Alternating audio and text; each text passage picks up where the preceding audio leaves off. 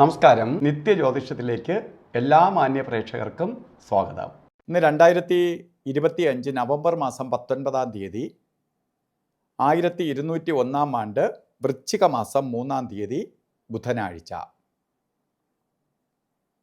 ഇന്ന് ശരിക്ക് ഇന്നത്തെ നക്ഷത്രം എടുക്കുമ്പം വിശാഖ നക്ഷത്രമാണ്. രാവിലെ കലണ്ടറിൽ ഇട്ടിട്ടുള്ളത് ചോതി നക്ഷത്രം എന്നാണ്. വളരെ കുറച്ച് സമയം മാത്രമേ ചോതിയുള്ളൂ. എന്തുകൊണ്ട് വിശാഖ നക്ഷത്രത്തിന് പ്രാധാന്യം എന്ന് പറയുമ്പോൾ, ഇന്ന് ബർത്ത്ഡേ ഒക്കെ നമ്മൾ വന്നവർക്ക് എടുക്കുമ്പോൾ വിശാഖത്തിന് പ്രാധാന്യം. കാരണം അന്ന് ആ സൂര്യൻ ഉദിക്കുന്ന സമയത്ത് ഏത് നക്ഷത്രം നിൽക്കുന്നുവോ ആ നക്ഷത്രമാണ് കലണ്ടറിൽ രേഖപ്പെടുത്തുന്നത്. അപ്പോൾ ഉദിക്കുന്ന സമയത്ത് നിൽക്കുന്ന നക്ഷത്രം.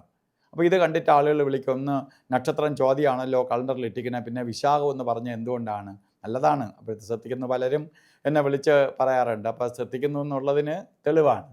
അപ്പോൾ അതുകൊണ്ട് ഇന്ന് ഉദിക്കുന്ന സമയത്ത് വളരെ കുറച്ച് സമയം മാത്രമേ ഉണ്ടായിരുന്നുള്ളൂ. ഒരു 6 നാഴികയെങ്കിലും ഉണ്ടെങ്കിൽ മാത്രമേ നമുക്ക് അന്നത്തെ നക്ഷത്രം എടുക്കാൻ പറ്റുള്ളൂ. അപ്പോൾ ഇന്ന് നക്ഷത്രം വിശാഖം നക്ഷത്രമാണ്. ശുഭനക്ഷത്രം തന്നെയാണ്. അപ്പോൾ ശുഭകാര്യങ്ങൾക്ക് അനുകൂലപ്രദമായ നക്ഷത്രമാണ്. അപ്പോൾ വളരെ ഉയർച്ചയ്ക്ക് ഇന്ന് ചെയ്യുന്ന ഒന്ന് ബുധനാഴ്ചയും ഒക്കെ കൂടിയ ദിവസമായതുകൊണ്ട് എല്ലാ ശുഭകാര്യങ്ങൾക്കും കൊള്ളാം. നാളെ രാവിലെ വരെയും ഈ വിശാഖ നക്ഷത്രമുണ്ട്. അപ്പം പിന്നെ മൊത്തവും വിശാഖ നക്ഷത്രം തന്നെയാണ്. അപ്പോൾ ഇന്ന് എല്ലാ ശുഭകാര്യങ്ങൾക്കും എടുക്കാം. ബുധനായതുകൊണ്ട് നമ്മളെ പ്രവൃത്തിയുമായി ബന്ധപ്പെട്ട് എന്ത് കാര്യങ്ങൾക്ക് ഒരു ആപ്ലിക്കേഷൻ അയക്കാനായാലും ശരി, പുരോഗതിക്ക് വേണ്ടി മറ്റെന്തെങ്കിലും സ്റ്റാർട്ട് ചെയ്യാനായിട്ടായാലും ശരി, മറ്റ് ആരെങ്കിലും മീറ്റ് ചെയ്യാനായിട്ടായാലും ശരി, നല്ല ദിവസമാണ്. അതുപോലെ വൃശ്ചിക മാസത്തിലെ വിശാഖ നക്ഷത്രം ബർത്ത്ഡേ ആയിട്ട് വന്നിട്ടുള്ളവർക്ക് ഒരു വർഷത്തെ ഫലത്തെയാണ് ചിന്തിക്കേണ്ടത്.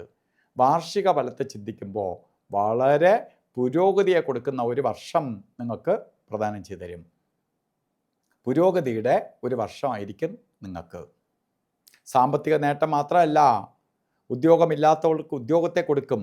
ഉദ്യോഗത്തിൽ ഇരിക്കുന്നവർക്ക് ഉദ്യോഗ കയറ്റം കിട്ടും. പെട്ടെന്ന് ഇൻക്രിമെൻറ്റോ അല്ലെങ്കിൽ പ്രൊമോഷനോ ലഭിക്കും. വേറെ ജോലിക്ക് ട്രൈ ചെയ്യുന്നവർക്ക് നല്ല ജോലി കിട്ടും. അതുപോലെ ബിസിനസ് ആദി കാര്യങ്ങൾ സ്റ്റാർട്ട് ചെയ്യാൻ ആഗ്രഹിക്കുന്നവർക്ക് ധൈര്യമായിട്ട് തുടങ്ങിക്കൊള്ളുക.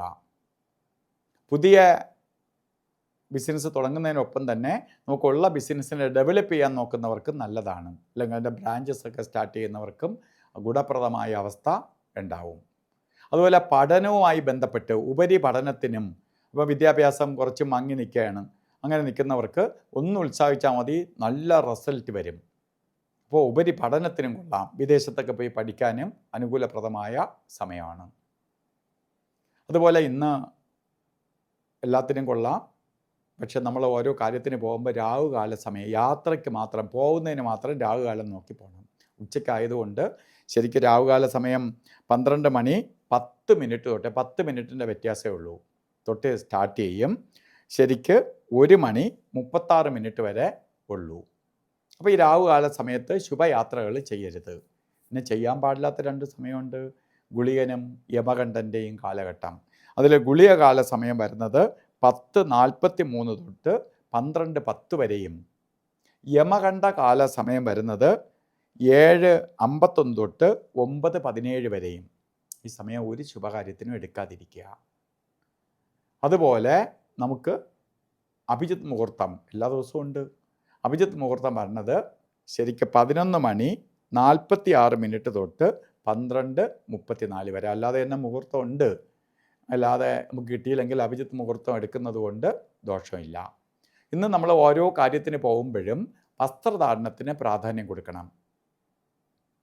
പച്ച കളറോ പച്ച മിക്സ് ആയിട്ടുള്ള കളർ വസ്ത്രധാരണത്തിൽ ഉൾപ്പെടുത്തുന്നത് നമുക്ക് ഭാഗ്യദായകമായ അവസ്ഥയുണ്ടാവും. അതുപോലെ കർച്ചീപ്പായിട്ടെങ്കിലും ഒരു തുണ്ട് പച്ച തുണി കരുതുന്നത് ഭാഗ്യദായകമായി തീരും. അപ്പോൾ ഇന്നത്തെ ദിവസം എല്ലാവർക്കും നല്ലത് വരട്ടെ എന്ന് പ്രാർത്ഥിച്ചുകൊണ്ട് നിർത്തുന്നു. നന്ദി, നമസ്കാരം.